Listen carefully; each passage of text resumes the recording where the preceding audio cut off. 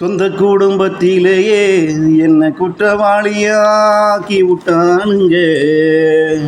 பங்காளி குடும்பத்திலேயும் என்ன குற்றவாளியாக்கி விட்டானுங்க. ஊருக்குள்ளும் என்ன குற்றவாளியாக்கி விட்டானுங்க. குருவிடத்திலும் என்ன குற்றவாளியாக்கி விட்டானுங்க.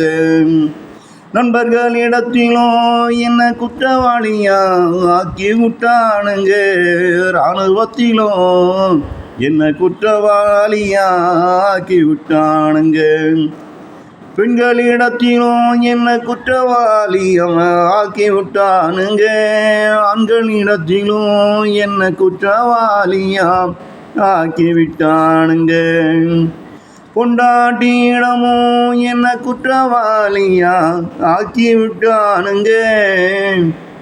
பெண்ணெடுத்த வீட்டிலும் என்ன குற்றவாளியா ஆக்கி விட்டானுங்க. அக்கா தங்கையிடம் என்ன குற்றவாளியா ஆக்கி விட்டானுங்க. அண்ணன்களிடமும் என்ன குற்றவாளியா ஆக்கி விட்டானுங்க. பெத்த தாவிடமும் என்ன குற்றவாளியா ஆக்கி விட்டானுங்க. படைச்ச ஆண்டவனிடத்திலும் என்ன குற்றவாளியா ஆக்கி விட்டானுங்க. பெத்த பெண்ணிடத்திலும் என்ன குற்றவாளியா ஆக்கி விட்டானுங்க.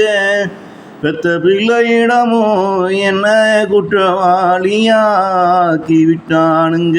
போகும் வாடக வீட்டில் உரிமையாளர்களிடமும் என்ன குற்றவாளியா ஆக்கி விட்டானுங்க. எல்லோருக்கும் எதிரியானா ஆனா நிம்மதியா எப்படி நான் வாழ்வேன்.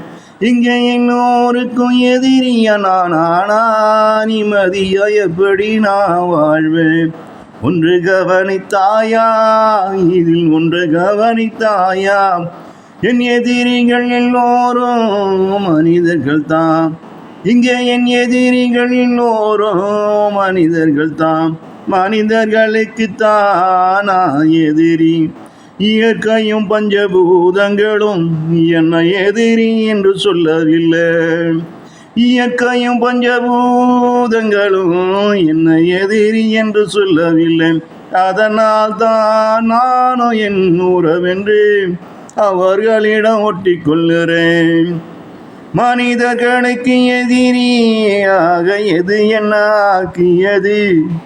இங்கே மனிதர்களுக்கு எதிரியாக எது என்ன ஆக்கியது. என்னுடைய கர்மாவா என்னுடைய ஆன்மாவா.